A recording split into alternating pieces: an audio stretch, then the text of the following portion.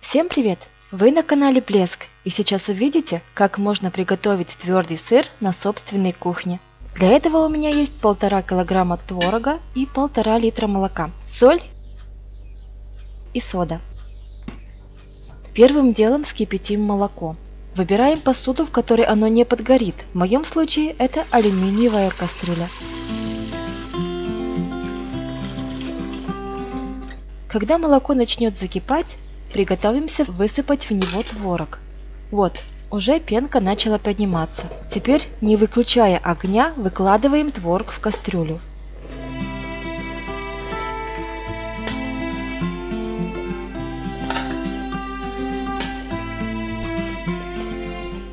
Мешать лучше всего деревянной лопаткой с плоским краем, потому что продукт имеет обыкновение пристать к дну посуды.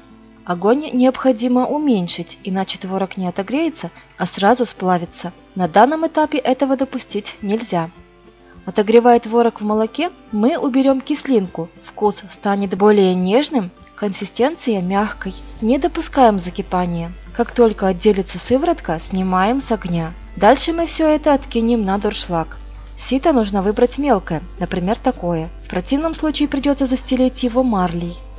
Процеживаем.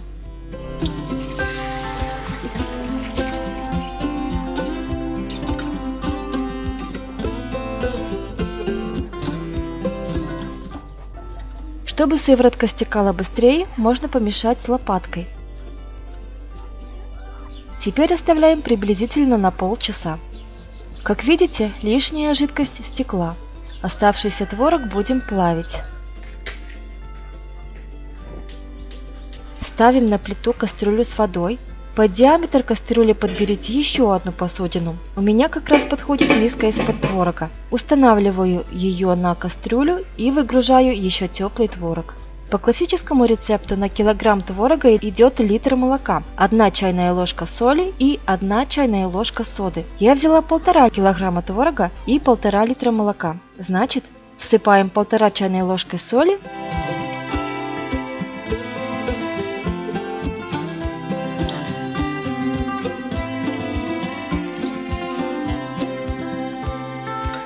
И столько же соды.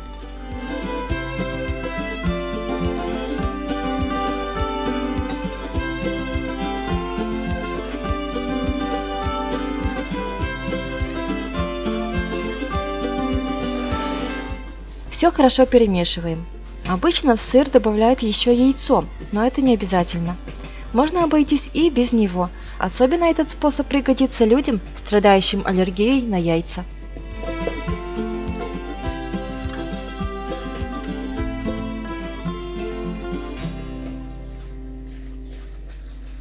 Добавление соды придает массе пышность и пористость. Благодаря этому намного легче перемешивать. По мере нагревания у дна и стенок миски творог начинает плавиться, стает жидким. Время от времени нужно перемешать, иначе верхний слой так и останется густым, а нижний расплавится и начнет подгорать. Раньше мы готовили сыр просто в кастрюле, которую ставили на минимальный огонь, но в таком случае, как бы старательно ни мешали, содержимое кастрюли обязательно подгорало. Да так, что никакое замачивание отскрести остатки сыра от дна не помогало. Очень тяжело кастрюля чистилась. Теперь плавим сыр вот так, на водяной бане, и посуда остается в целости и сохранности. Конечно, выше уровня массы на стенках миски сыр немного присыхает, но потом его легко размочить. Так плавить смесь можно 20-40 минут. Продолжительность зависит от силы нагрева и какой консистенции вы хотите добиться в итоге. На среднем огне дело пойдет быстрее, но так расплавиться и приобрести жидкую консистенцию масса не сможет, не успеет. Мешать придется чаще, чтобы не пристало к дну миски. Сыр быстро загустеет, появятся тягучие ниточки и станет трудно мешать. Вот тогда пора снимать с огня и выкладывать в форму. Самые лучшие для этой цели силиконовые формочки. Легче доставать готовый продукт.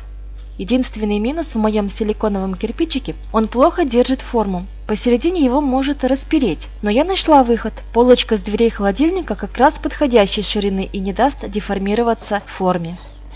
В результате вы получите твердый, упругий и вкусный сыр.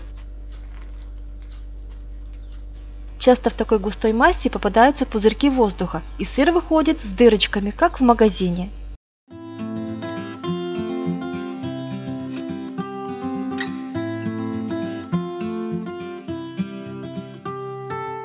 На маленьком огне процесс будет длиться дольше, масса будет плавиться медленнее, станет жидкой.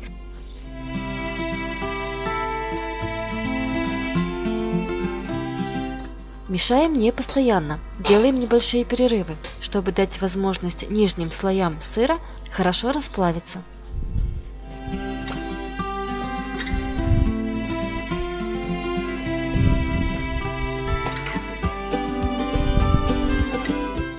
В результате вы получите нежный, мягкий и плавленый сырок.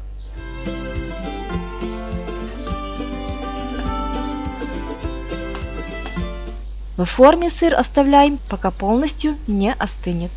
Теперь выворачиваем форму и достаем сыр.